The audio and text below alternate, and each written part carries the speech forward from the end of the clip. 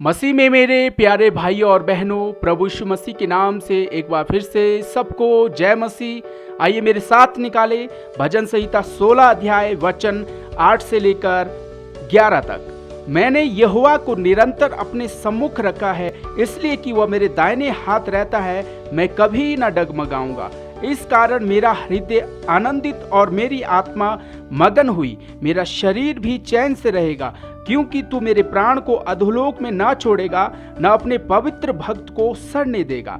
तू मुझे जीवन का रास्ता दिखाएगा, तेरे निकट आनंद की भरपूरी है, तेरे दाहिने हाथ में सुख सर्वदा बना रहता है। मेरे प्रभु के लोगों, जब हम भजन संहिता 16:8 से लेकर 11 तक पढ़ते हैं, यहाँ पर दाऊद एक शब्द का इस्तेमाल करता है कि मैं यहोवा परमेश्वर को लगातार अपने सामने रखता हूँ।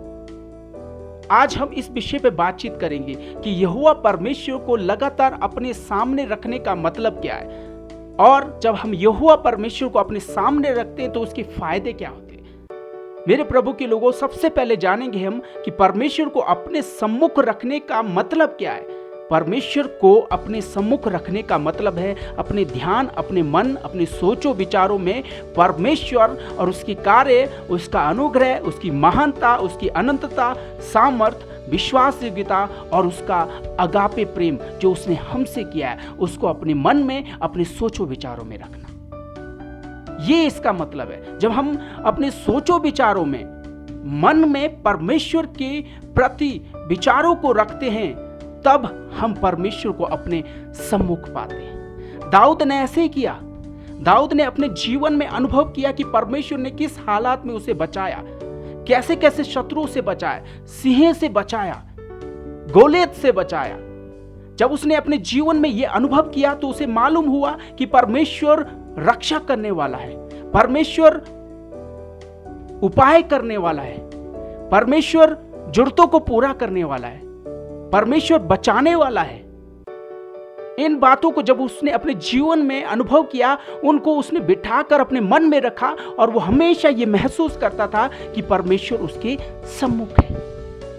इस तरह से हमें भी अपने सोचों विचारों में परमेश्वर के कार्य और उसके प्रेम को बिठाकर रखना है। हमेशा इन सोचों विचारों में, इन मन में परमेश्वर के प्रति ध्यान लगाना है, तभी हम परमेश्वर को अपने सम्मुख रख पाएंगे। अन्यथा इन सोचों विचारों में, मन में, ध्यान में अगर यदि संसार की बातें होगी तो हमारे सोचों विचारों और मन में परमेश्वर का पहला स्थान नहीं, दूसरा स्थान होगा।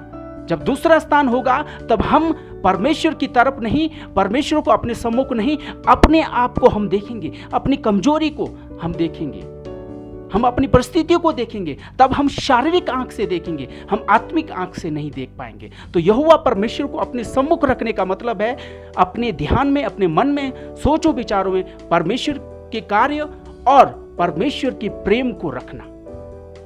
मेरे प्रभु के लोगों, जब दाऊद ने इन बातों को किया तो उसके जीवन में क्या फायदा हुआ, हम पढ़ेंगे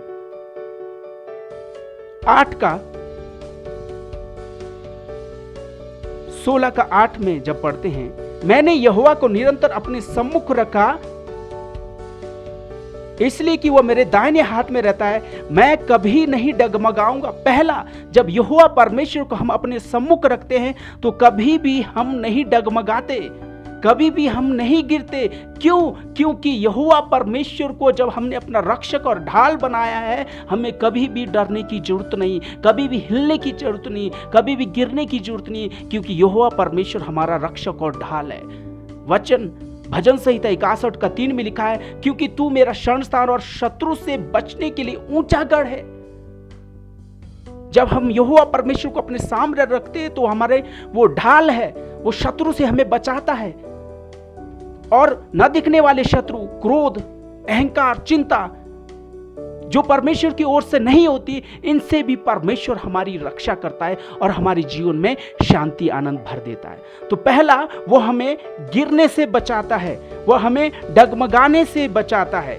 दूसरा, इस कारण मेरा हृदय आनंदित और मेरी आत्मा मगन हुई, मेरा शरीर भी चैन से भर गया।